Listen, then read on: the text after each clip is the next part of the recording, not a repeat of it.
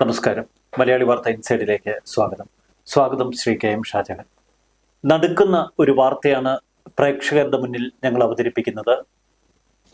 Shri K M Shah Jahan പുറത്തു കൊണ്ടുവന്ന ഒരു ആത്മഹത്യയുടെ ഞെട്ടിക്കുന്ന വിവരങ്ങൾ. തിരുവനന്തപുരത്താണ് ഈ ആത്മഹത്യ നടന്നത്. AKG സെന്ററിലെ ഒരു ജീവനക്കാരൻ JP ബാബു. ഈ ആത്മഹത്യയുടെ പിന്നിൽ വലിയ നിഗൂഢതകളുണ്ട്. പാർട്ടിയുമായി ബന്ധപ്പെട്ട ഒരുപാട് രഹസ്യങ്ങളുണ്ട്. EP ജയരാജന്റെ ഉറ്റ അനുയായിയാണ് ഇവിടെ മരിച്ചിരിക്കുന്നത്.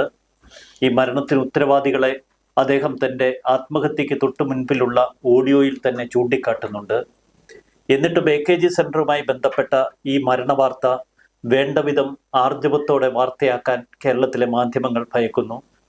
വളരെ ആർജവത്തോടെ കേരളത്തിന്റെ പൊതുമനസാക്ഷിക്ക് മുന്നിൽ ഈ വാർത്ത സമർപ്പിച്ച ശ്രീ കെ എം ഷാജഹാൻ ഇതിന്റെ കൂടുതൽ വസ്തുതകൾ ഇപ്പോൾ പ്രേക്ഷകർക്ക് മുന്നിൽ വയ്ക്കും. സോമൻ, ഇത് എനിക്ക് വലിയ അതിഗുരുതരമായിട്ടുള്ള പ്രത്യാഘാതങ്ങൾ ഉളവാക്കാൻ കഴിയുന്ന ഒരു ഓഡിയോയാണ് ഇപ്പം പുറത്തു വന്നിരിക്കുന്നത് എന്നാണ് എനിക്ക്.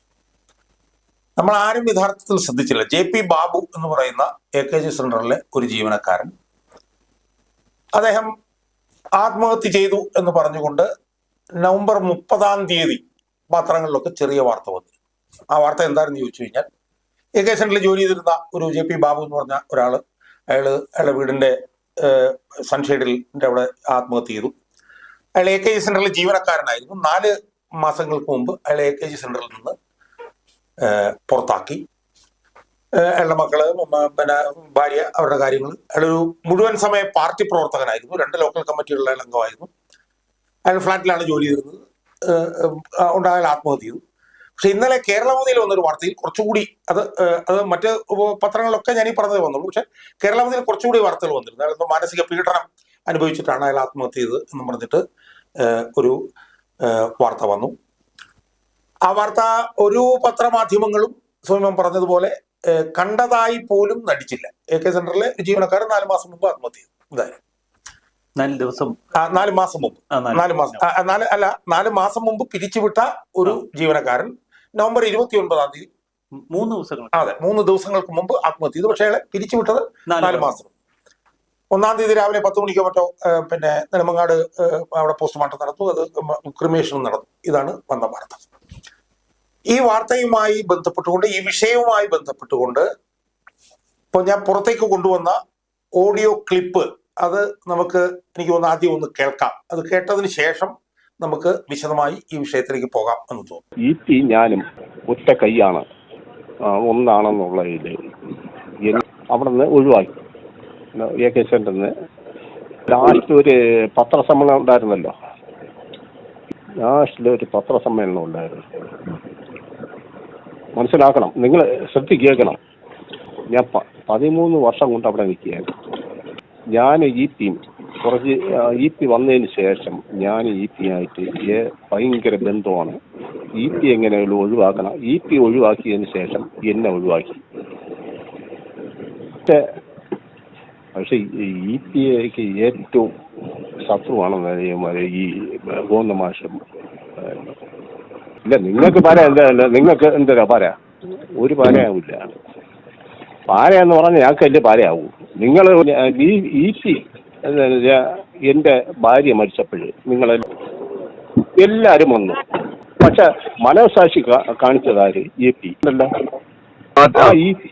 ആ EPയുടെ കൂടെ എനിക്ക് സ്നേഹം ഏറ്റവും കൂടുതലുണ്ട്. ഈ ഗോവിന്ദ മാഷ് ഒരു സാധനം കള്ളനാക്കി. അയാൾ റൂമിൽ കയറി എന്തോ എടുത്തോണ്ട് പോയെന്നാണ് എന്നെ കള്ളനാക്കിയത്.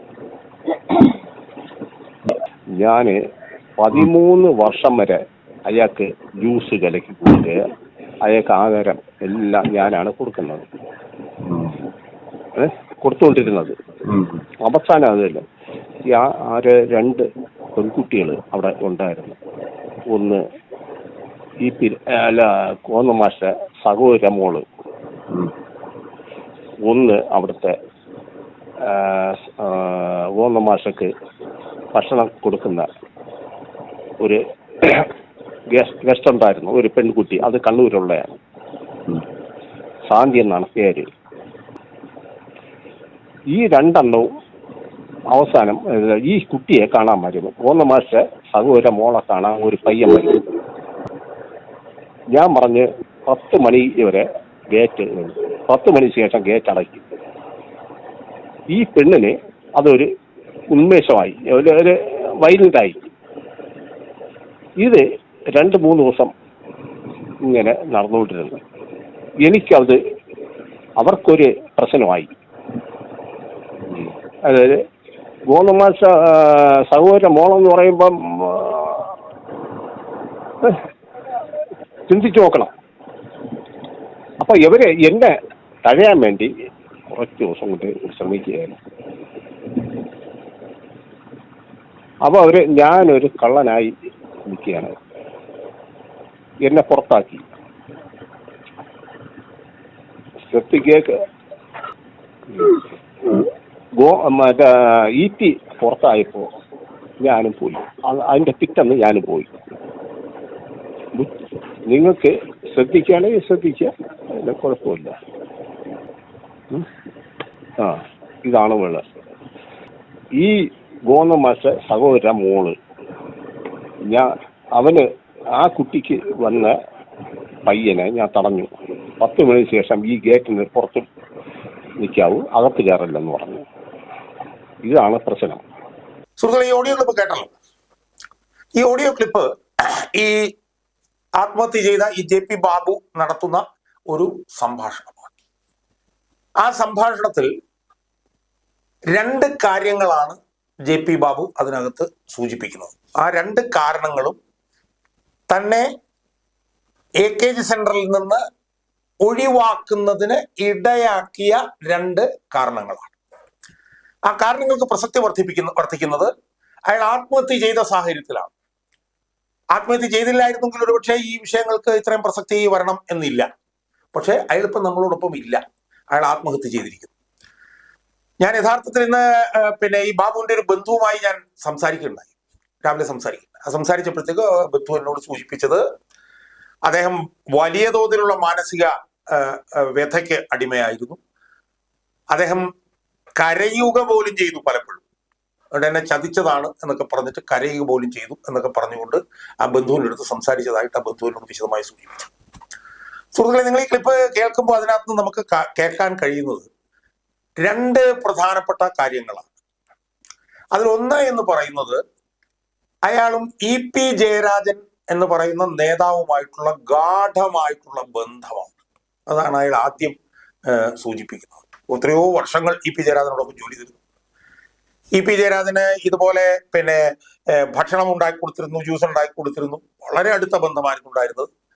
അദ്ദേഹത്തിന്റെ ഭാര്യ മരിച്ചപ്പോഴും ഒക്കെ തന്നെ അദ്ദേഹത്തോട് ഏറ്റവും അടുപ്പവും സ്നേഹവും ഒക്കെ കാണിച്ചത് EP ജയരാജനായിരുന്നു. അപ്പൊ അതുകൊണ്ട് തന്നെ MV ഗോവിന്ദൻ മാസ്റ്റർക്ക് അതിൽ അസ്വസ്ഥത ഉണ്ടായിരുന്നു. അതാണ് അയാൾ പറയുന്ന ഏറ്റവും പ്രധാനപ്പെട്ട ഒരു കാര്യം. അപ്പൊ MV ഗോവിന്ദൻ മാസ്റ്റർക്ക് അതിൽ അസ്വസ്ഥത ഉണ്ടായിരുന്നു. ആ അസ്വസ്ഥത ഉണ്ടാകാനുള്ള കാരണം ഈ JP ബാബുവിന് EP ജയരാജനുമായിട്ടുള്ള അടുത്ത ബന്ധമായിരുന്നു. അപ്പൊ അതുകൊണ്ട് തന്നെ AKG സെന്ററിൽ നിന്ന് തന്നെ ഒഴിവാക്കാനുള്ള ഒരു പ്രധാനപ്പെട്ട കാരണമായി ഇന്ന് നമ്മുടെ കൂടെ ഇല്ലാത്ത ആത്മഹത്യ ചെയ്ത JP ബാബു പറയുന്നത് തനിക്ക് EP ജയരാജനുമായിട്ടുള്ള ബന്ധമാണ്. രണ്ടാമത് പറയുന്നത് MV ഗോവിന്ദൻ മാസ്റ്ററുടെ ഒരു ബന്ധുവും MV ഗോവിന്ദൻ മാസ്റ്റർ മകളും, 2 സ്ത്രീകളെ കുറിച്ചിട്ട് മകളും ഒരു ബന്ധുവും ഉണ്ടാകും.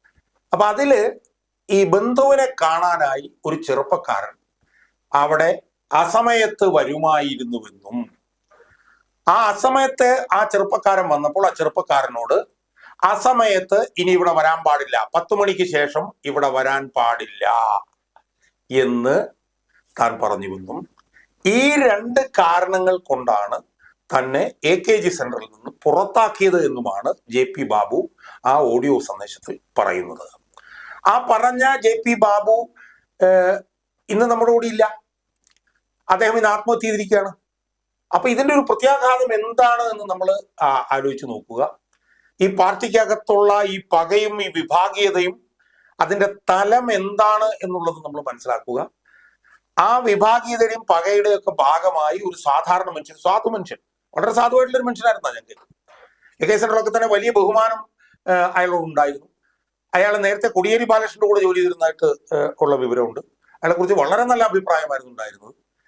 അപ്പൊ അങ്ങനെയുള്ള ആളെ ഈ പറഞ്ഞതുപോലെ പൊടുന്നനെ അവിടുന്ന് പറഞ്ഞു വിട്ടതിൽ AKG സെന്ററിൽ തന്നെയുള്ള ജീവനക്കാർക്കൊക്കെ തന്നെ വലിയ തോതിലുള്ള വിഷമങ്ങളുണ്ട് എന്നാണ് പറയപ്പെടുന്നത്. അപ്പോൾ ഈ പകയുടെ ഒരു റിസൾട്ട് ആയിട്ടാണ് ഈ മനുഷ്യൻ ആത്മഹത്യ ചെയ്തത് എന്ന് വേണം നമ്മൾ കാണാം. അതിനകത്ത് പ്രധാനമായിട്ടുള്ളത് ഈ പാർട്ടിയിലുള്ള 2 ഉന്നത നേതാക്കന്മാർ തമ്മിലുള്ള അങ്ങോട്ടും ഇങ്ങോട്ടുള്ള പകയാണ്. അതിൽ ഈ ഓഡിയോ സംഭാഷണ പ്രകാരം പ്രതിസ്ഥാനത്ത് നിൽക്കുന്നത് പാർട്ടിയുടെ സംസ്ഥാന സെക്രട്ടറിയാണ് എന്നുള്ളത് ഏറ്റവും ഗുരുതരമായിട്ടൊരു കാര്യമായിട്ടാണ് എനിക്ക് തോന്നുന്നത്. എന്നെ അത്ഭുതപ്പെടുത്തിയ ഒരു കാര്യം, അങ്ങേക്ക് ഈ ഓഡിയോ ക്ലിപ്പ് ലഭിച്ചത് പാർട്ടിയുടെ തന്നെ ഉള്ളറകളിൽ നിന്നാണ്. അതാണ് ഏറ്റവും സവിശേഷമായ ഈ ഒരു ക്രൂര സംഭവത്തിന്റെ മറ്റൊരു ഭാഗം. അപ്പോൾ വലിയ അതൃപ്തിയുള്ള ഇത്തരം നീച പ്രവർത്തനങ്ങളോട് വിമുഖതയുള്ള ഒരു സംഘം പാർട്ടി പ്രവർത്തകർ ഇപ്പോഴും അവിടെ ഉണ്ട് എന്നതിന്റെ തെളിവല്ലേ അത്? അല്ലാതൊരു സംശയവുമില്ല.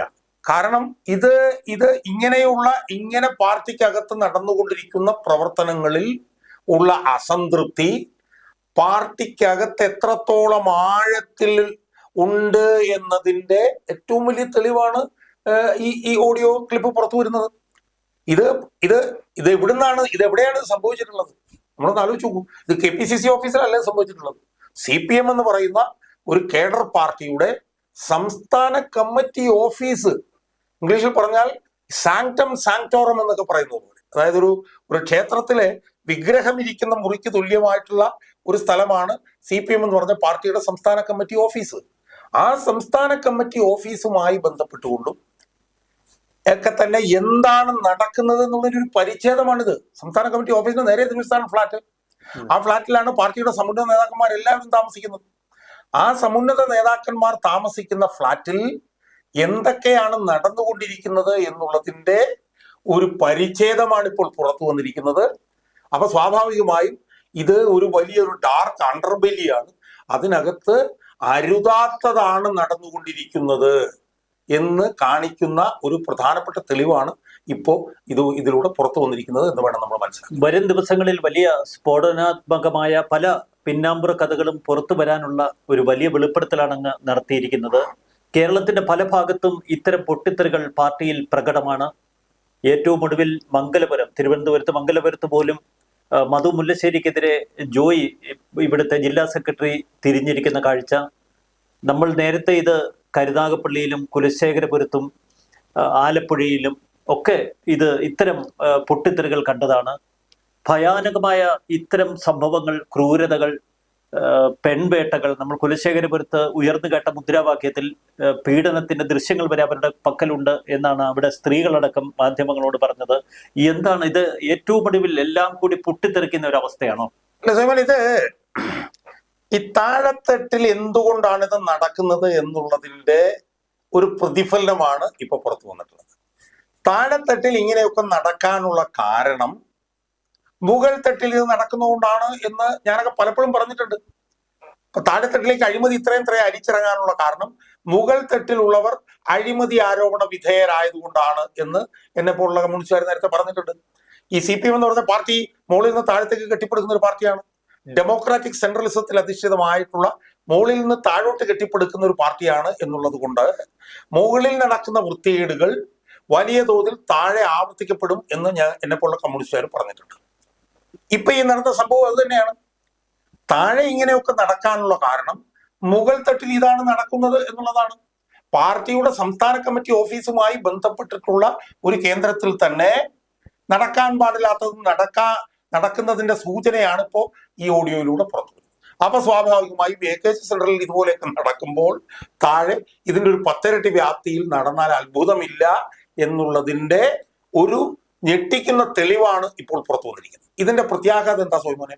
ഇതിന്റെ പ്രത്യാഘാതം എന്ന് പറയുന്നത്, ഇതിൽ ഒരു വശത്തുള്ളയാൾ പാർട്ടിയുടെ കണ്ണൂരിലെ സമുന്നതനായ നേതാവും സെൻട്രൽ കമ്മിറ്റി അംഗവും EP ജയരാജൻ. എന്റെ അറിവ് ശരിയാണെങ്കിൽ 2006 മുതൽ കേന്ദ്ര കമ്മിറ്റി അംഗമാണ് EP ജയരാജൻ. ഇന്നിപ്പോ 2024. പക്ഷെ തന്റെ ഉറ്റ അനുയായി ഇതുപോലെ ആത്മഹത്യ ചെയ്തിട്ടും ആ ഓഡിയോ ക്ലിപ്പ് പോലും കയ്യിൽ ഉണ്ടായിരുന്ന ഇ പി ജയരാജൻ ഇതിനെതിരെ പ്രതികരിച്ച് രംഗത്തിറങ്ങുന്നില്ല. അല്ല, ഒന്നും നമുക്കിപ്പോ അതിനെക്കുറിച്ചൊന്നും നമുക്കറിയില്ല. അതിനെക്കുറിച്ചൊന്നും ഇപ്പൊ കൂടുതൽ പറയാൻ ഞാൻ ആളല്ല. പക്ഷേ 2005 കേന്ദ്ര കമ്മിറ്റി അംഗമായിട്ടുള്ള ഇ പി ജയരാജൻ, 18 വർഷമായി കേന്ദ്ര കമ്മിറ്റിയിൽ ഇരിക്കുന്ന ഇ പി ജയരാജനാണ് ഇതിലൊരു ഭാഗത്ത് നിൽക്കുന്നത്. മറുഭാഗത്ത് നിൽക്കുന്നതോ പാർട്ടിയുടെ സംസ്ഥാന സെക്രട്ടറിയും പോളിറ്റ് ബ്യൂറോ മെമ്പറുമായിട്ടുള്ള ആളാണ് മറുഭാഗത്ത് നിൽക്കുന്നത്. അല്ലെങ്കിൽ പ്രതിസ്ഥാനത്ത് നിൽക്കുന്നത് പാർട്ടി സംസ്ഥാന സെക്രട്ടറിയാണ്, പോളിറ്റ് ബ്യൂറോ മെമ്പറാണ് എന്ന് നമ്മൾ മനസ്സിലാക്കണം. സ്വാഭാവികമായും ഇതിന്റെ പ്രത്യാഘാതം എന്തായിരിക്കും വരും ദിവസങ്ങളിൽ നമ്മളൊന്ന് ആലോചിച്ച് നോക്കൂ. പാർട്ടി സമ്മേളനങ്ങൾ നടന്നുകൊണ്ടിരിക്കുകയാണ്. പാർട്ടി സമ്മേളനങ്ങൾ നടന്നുകൊണ്ടിരിക്കുമ്പോൾ തന്നെ ഒരു ആത്മഹത്യയുമായി പാർട്ടി സംസ്ഥാന സെക്രട്ടറി ബന്ധപ്പെട്ടിരിക്കുകയാണ്. നമ്മളാണ് കഴിഞ്ഞ 1.5 മാസമായി ഒരു ആത്മഹത്യയെ കുറിച്ച് ചർച്ച ചെയ്തുകൊണ്ടിരിക്കുകയാണ്. ഒരു ദുരൂഹ മരണത്തെ കുറിച്ച്, നവീൻ ബാബുവിന്റെ ദുരൂഹ മരണത്തെ കുറിച്ച് ഇപ്പോൾ അങ്ങ് ഇത് വിശദീകരിക്കുമ്പോൾ എന്റെ മനസ്സിലേക്ക് ഓടി വന്നത് ആ ഭാഗമാണ്. അതായത് നവീൻ ബാബുവിന്റെ തന്നെ നമ്മൾ ആദ്യം ആത്മഹത്യ എന്ന് പറഞ്ഞ് ചർച്ച ചെയ്തു. അത് പിന്നെ കൊലപാതകമാണെന്നുള്ള നിലയിലേക്ക് മാറുന്നത് നമ്മൾ കണ്ടത്. അവിടെ നവീൻ ബാബുവിന്റെ കുടുംബവും ഈ പറഞ്ഞതുപോലെ കണ്ണൂരുള്ള ചില ജില്ലാ നേതാക്കന്മാരൊക്കെയാണ് പ്രതിസ്ഥാനത്തെങ്കിൽ ഈ വിഷയത്തിൽ പ്രതിസ്ഥാനത്ത് നിൽക്കുന്നത് സാക്ഷാൽ CPM-ന്റെ സംസ്ഥാന സെക്രട്ടറി ആണെന്നുള്ളത് ഇതിന്റെ പ്രത്യാഘാതം എത്ര വലുതാണ് എന്ന് കാണിക്കുന്നതാണ്. അത് വരും ദിവസങ്ങളിൽ എങ്ങനെയാണത് പ്രതിഫലിക്കാൻ പോകുന്നത് നമുക്കിപ്പോ പറയാൻ കഴിയില്ല. നേരത്തെ പറഞ്ഞതിൽ ഒരു വിശദീകരണം, നവീൻ ബാബുവിന്റെ കുടുംബത്തിന്റെ ഇടപെടലിനെ തുടർന്ന് പാർട്ടിയിലെ കൊലപാതകികൾ പുറത്തേക്ക് വരുന്ന കാഴ്ചയാണ് നമ്മൾ നവീൻ ബാബുവിന്റെ ആ ദുരൂഹ മരണത്തിൽ കണ്ടത്. അല്ല, അതാണ് അവിടെ കണ്ടത്. ഇതിപ്പോ പുറത്തു വന്നിരിക്കുന്നതിന്റെ പശ്ചാത്തലത്തിൽ ഇതുമായി ബന്ധപ്പെട്ട് വ്യാപകമായിട്ടുള്ള ചർച്ചകൾ പാർട്ടിക്കകത്ത് നടക്കും. നടക്കാതിരിക്കാൻ ഇനി പറ്റില്ല. കാരണം അയാളുടെ ശബ്ദത്തിലുള്ള ശബ്ദ സന്ദേശമാണ് ഇപ്പൊ പുറത്തു വന്നിട്ടുള്ളത്. അയാൾ വളരെ കൃത്യമായിട്ട് അതിനകത്ത് പറയുകയാണ് ഈ 2 കാര്യങ്ങളും. മനസ്സിലായി? അപ്പൊ അതിന്റെ ഒരു പ്രത്യാഘാതം എങ്ങനെ വരും എന്നുള്ളത് ഇനി വരും ദിവസങ്ങളിൽ നമുക്കത് അളക്കാൻ കഴിയും. കേരളത്തെ നടുക്കുന്ന ഒരു വെളിപ്പെടുത്തലാണ് ശ്രീ KM ഷാജഹാൻ നടത്തിയിരിക്കുന്നത്. ഒരു കാര്യം കൂടെ എനിക്ക് സൂചിപ്പിക്കണം. അതില് നമ്മൾ പ്രധാനമായി കാണേണ്ട ഒരു കാര്യം, മാധ്യമങ്ങൾ ഇതിനകത്ത് നടത്തിയിട്ടുള്ള വൃത്തികെട്ട കളിയാണ്. എല്ലാ മാധ്യമങ്ങളിലും ഈ വിഷയം ഒതുക്കാൻ വേണ്ടി ഇടപെട്ടതായി എനിക്ക് മനസ്സിലാക്കാൻ കഴിഞ്ഞത് ശ്രീമാൻ MV നികേഷ് കുമാറിന്റെ ഇടപെടലാണ്. അയാളാണ് ഇത് വലിയ സംഭവമാക്കി മാറ്റാതെ എല്ലാ പത്രമാധ്യമങ്ങളിലും ഇടപെട്ടത് എന്നാണ് ഞാൻ മനസ്സിലാക്കുന്നത്. അതിൽ എൻ്റെ ഒരു സുഹൃത്തിനോട് പറഞ്ഞത്, ആ സുഹൃത്ത് ഇത് വലിയ വിഷയമാണ്, ഇത് കാര്യമായിട്ട് ചർച്ച ചെയ്യപ്പെടേണ്ട വിഷയമാണെന്ന് പറഞ്ഞ് KPCC ഓഫീസിൽ വിളിച്ചപ്പോൾ അവിടുത്തെ ഒരു പ്രധാനപ്പെട്ട ജീവനക്കാരൻ എൻ്റെ സുഹൃത്തിനോട് പറഞ്ഞെന്താണെന്നറിയും, അതിനകത്ത് കാര്യമൊന്നുമില്ല, നികേഷ് കുമാർ വിളിച്ചിരുന്നു. അതെ. അപ്പൊ നികേഷ് കുമാർ വിളിച്ചിരുന്നു എന്ന് KPCCയിലെ ഒരു ജീവനക്കാരൻ തന്നെ പറയുകയാണ്. മനസ്സിലായി? അപ്പൊ ആ നിലയിൽ മാധ്യമങ്ങൾ ഇത് തമർത്തി വെക്കാൻ നടത്തിയ നീചവും നിഷ്ഠൂരവുമായിട്ടുള്ള ശ്രമങ്ങൾ കൂടി ഇതിന്റെ കൂട്ടത്തിൽ നമ്മൾ ചർച്ച ചെയ്യേണ്ടതാണ് എന്നാണ് എനിക്ക് ഈ അവസരത്തിൽ സൂചിപ്പിക്കാറുള്ളത്. ആത്മഹത്യ ചെയ്ത ഈ AKG സെന്റർ ജീവനക്കാരന്റെ ഓഡിയോ, ഈ ശബ്ദരേഖ പ്രേക്ഷകർ തന്നെ വിലയിരുത്തട്ടെ. വരും ദിവസങ്ങളിൽ ഈ വിഷയം കൂടുതൽ ചർച്ചകൾക്കിടവരുത്തും എന്ന് നമുക്ക് ഉറപ്പുണ്ട്. കാത്തിരുന്ന് കാണാം. നന്ദി, നമസ്കാരം.